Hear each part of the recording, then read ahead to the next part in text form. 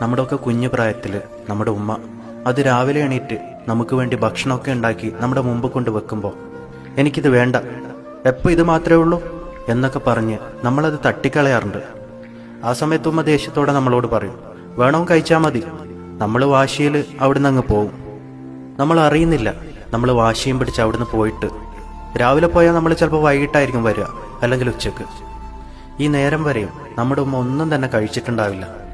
ആ കുഞ്ഞു പ്രായത്തിൽ അതൊന്നും മനസ്സിലാക്കാതെ പക്വത നമുക്കുണ്ടാവില്ല.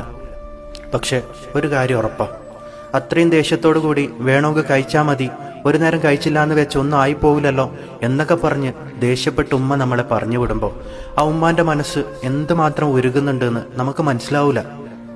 ഒരു ദിവസം നമ്മുടെ ഉമ്മ നമ്മുടെ വീട്ടിൽ എന്തെല്ലാം ജോലികളാണ് ചെയ്യുന്നതെന്ന് നമുക്ക് മനസ്സിലാവാറില്ല. അവർ ചെയ്യുന്ന ജോലി ഒരു ദിവസം നിങ്ങളൊന്ന് ഏറ്റെടുത്ത് ചെയ്തു നോക്ക്. അപ്പം മനസ്സിലാവും ഉമ്മ എന്തുമാത്രം കഷ്ടപ്പെട്ടാണ് ഓരോ കാര്യങ്ങളും മുന്നോട്ട് നീക്കുന്നതെന്ന്.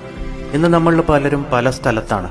കിട്ടുന്ന ഭക്ഷണം അത് രുചി പോലും നോക്കാതെ നമ്മൾ കഴിച്ച് ജീവിതം മുമ്പോട്ട് കൊണ്ടുപോകുമ്പോൾ പലപ്പോഴും നമ്മൾ ആശിച്ചു പോവാറുണ്ട്, ഉമ്മാൻ്റെ കൈകൊണ്ടുണ്ടാക്കിയ ഭക്ഷണം ഒന്ന് കിട്ടിയിരുന്നെങ്കിൽ എന്ന്.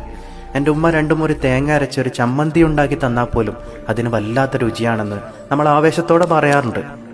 ഇതേ ഉമ്മാൻ്റെ ഭക്ഷണമല്ലേ നമ്മളന്ന് തട്ടിക്കളഞ്ഞത്? ഉമ്മ എന്ന വികാരം എന്താണെന്ന് അറിയണമെങ്കിൽ നമ്മൾ മക്കൾ ആ ഉമ്മാൻ്റെ ജീവിതം കാണണം. നമ്മളില്ലെങ്കിൽ അവരില്ല. ചേർത്ത് പിടിക്കണം നമ്മൾ. ആ ഉമ്മയാണ് നമുക്കെല്ലാം.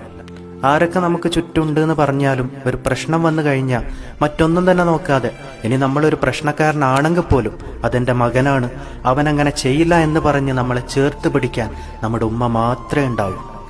അനുഭവങ്ങളിലൂടെ ഞാൻ പഠിച്ച വലിയൊരു പാഠാണിത്. ഉമ്മയെ ചേർത്ത് നിർത്തിക്കോ, വേദനിപ്പിക്കരുത് ഒരു വാക്കുകൊണ്ട് പോലും.